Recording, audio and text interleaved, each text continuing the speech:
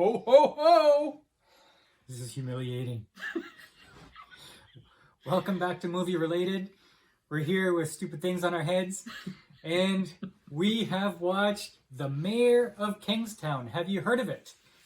The site that I go on, IMDb, only had 62 reviews of this show. I'd be surprised if you hadn't heard of it, because I hadn't heard of it.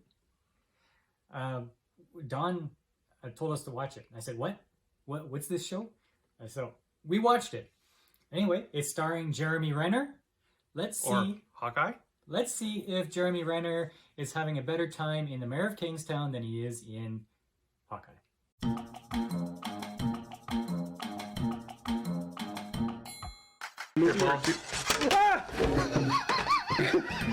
Okay, coffee everywhere. That was my next coffee. Damn it. So The Mayor of Kingstown. We are in Ottawa. We are maybe a 4-hour drive away from a city called Kingston in Canada, where the creator of this show grew up. Kingston is just short form for Kingstown. Now, this isn't a movie about Kingston, but that's the general inspiration for it. This is a city with 10 penitentiaries within a 7-mile radius or something. Yeah. Just ridiculous amount of prison. In fact, their major industry is prison. Yeah, and there's 20,000 prisoners. Now, imagine Gotham with no superheroes and supervillains. It's just gloomy, criminal gangs everywhere. Kingpins, crime families. It's really nothing bright about living in this place. Yeah. We're talking about Crips and the Whites and the Blacks and the Hispanics and like all the gangs are in this city. Mm-hmm. Now, the Mayor of Kingstown. I thought it was going to be the mayor. Yeah, he's not an actual mayor. No, they call him the mayor because he's like a power broker. He's like the underground mayor. He's actually for the sake of moving on with this, we'll say that Jeremy Renner is the mayor.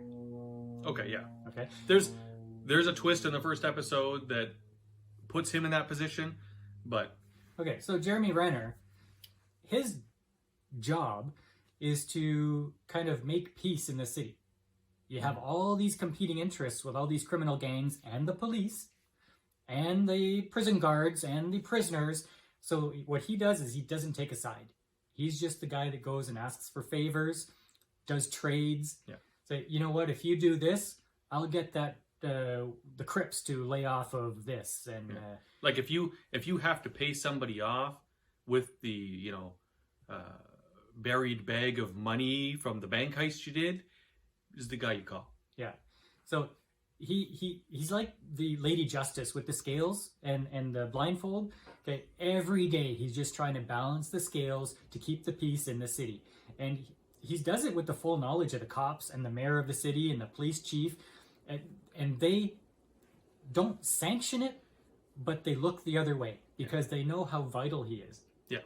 He's probably doing the most important job in this town. Yeah, like one of the leaders of one of the gangs says, "Listen, if you weren't doing what you do, we would all be dead, because everything would break up into just absolute chaos with murder everywhere and gang retribution and stuff like that." So basically, this guy balancing the scales with no personal gain. He's not getting rich off of this. He's making almost no money. And every day is soul crushing for him because he has to deal with these people. And his life is on the line every day. So what do you think so far? After 4 episodes. After 4 episodes, didn't think I was going to like it. Because it's a slow burn, right? So when it first starts off and you don't know anybody, I'd say, the first 20 minutes of the first episode, you're like, okay, well, it's going to be a long watch. And then it starts to pick up. And you start to get invested. Honestly, when I'm watching the first episode, maybe even the second episode, I had no clue what's going on. Yeah. They're saying things, and I have to kind of forgive myself for not understanding what they're saying, because they're speaking in a jargon that I don't know. I don't know who's connected to who, what they're referring to. But if you let that go and just go with the flow, it's okay. You start to figure it out. Yeah. Right? And now that I'm 4 episodes in, I'm liking it. Like, it's something that I could watch. Now, this, to me, is more of a Dawn show. Like, Dawn likes that crime drama stuff. And I'm not really into crime drama stuff, but I'm enjoying it. Like, it's something I could see myself watching for pleasure. These are long episodes. Like, these are hour-long episodes. And it can feel really long because they're not afraid to set up the mood. Everything depends on the mood. They want you to feel hopeless, and they want you to feel gray, no bright. So they'll expand. They want you to feel like you're living Paul's life. Like they'll spend 15 minutes at the beginning of the movie with just song and B-roll of things to set the mood. Like, and it's really good. Like, even the opening credits, like, you might want to fast forward through it because it's just opening credits and you've heard it before, but the opening song is just so simple, but you want to listen, or whatever the tune is, but I watch it every time. I can't pass Paul's it. not musical. But it really does set the mood. Jeremy Renner is way more at home in this kind of show than he is in Hawkeye. This is the type of show that he's made for. I don't like Hawkeye. I don't like him as Hawkeye. I don't like the character Hawkeye. I don't like the fact that he's an Avenger. I think he's a wasted Avenger. This is where he belongs. He is awesome in this. As like Game of Thrones fans, you'll like that Littlefinger kind of plays a recurring role in this, although you don't see him too much yet, as Milo. Diane West is in this. She is Jeremy Renner's mom. This is a family business. Dysfunctional family. Her husband was, I guess, the original power broker, and I guess it didn't work out too well for him. Her sons took on the role. Now it's Jeremy Renner's turn. And she hates it. She wants them to get out of the business, and her life is a living hell because they're in this business. Now, she teaches women at a prison facility, and a lot of the lessons are history lessons. And I think it's fascinating because she has this way of speaking. A lot of people don't like it, but she has this way of speaking that just draws me into whatever story she's telling. And she'll tell a story about the beginning of slavery in Africa, or the opening of the west of the United States. And if you pay attention, you can relate it to the episode that it's currently in. So you can see the metaphor that she's making. Yeah, I think that's fascinating. Who would be interested in this, and who should not watch this? This is not a younger crowd's show. Like, I don't think this is made for like the 20-somethings. 20-somethings? Like 20-something-year-olds. Really? Yeah, I don't think it's made for them. Why? I think to enjoy this show, like, you're in your 30s and up. Really? Yeah.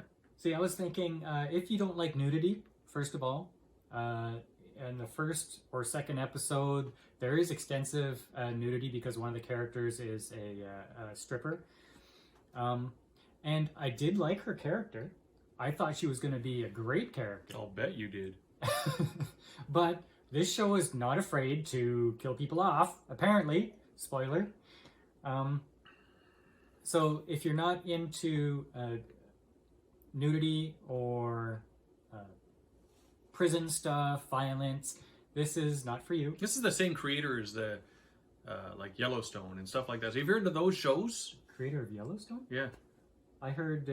I think I read Sicario. that too. Yeah. And also the writer for Those Who Wish Me Dead. Yeah. These characters in this are very interesting. The leader of the Crips, which so far as I could tell is a black gang, he's very charismatic. He has a friendship. Like, Jeremy Renner's character has a friendship, or at least a working relationship, with all these different gangs. And so far, he's closest, as far as I could tell, with the leader of the Crips. And he's very charismatic. you also see him having to deal with the prison guards and the police. So, and there's mild levels of corruption. Yeah, with all of these official. Like the police want this one person dead, and Jeremy's character knows that if you do this, you are going to owe too much to all the competing gangs. But they said, it doesn't matter, we'll pay the price. And so they make it happen, and then you have to deal with the fallout, because now the gangs all expect compensation for what they had to give up. So if you are interested in the underbelly of a city with shady cops and they're criminal not really, gangs. like, they're not too corrupt, but they're corrupt enough that, like, they're willing to bend the rules. Yeah, they want justice, okay, and justice by any cost kind of thing. So if it means doing something bad, well, that's the price of getting justice. So far after 4 episodes, what would you give this out of 10? I'm going to give it a 7.5 because I'm enjoying it. And it's more than just, you know, like, it's more than just an entertaining show. It's something that I've become a little bit invested in. Okay. So I'll give it a 7 because a lot of times with the setting of the mood, it does feel long to me, but I am enjoying it. Don says he's enjoying it, so I imagine he would probably give it a 7 as well. I'm guessing he would give it a 7. Yeah, like I wouldn't be opposed to 7.5. Like that's where it is. Okay, have you seen Mayor of Kingstown?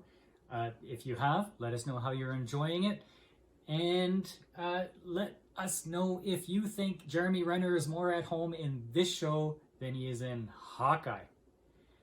Comments down below. Please like and subscribe, and we'll see you on the channel.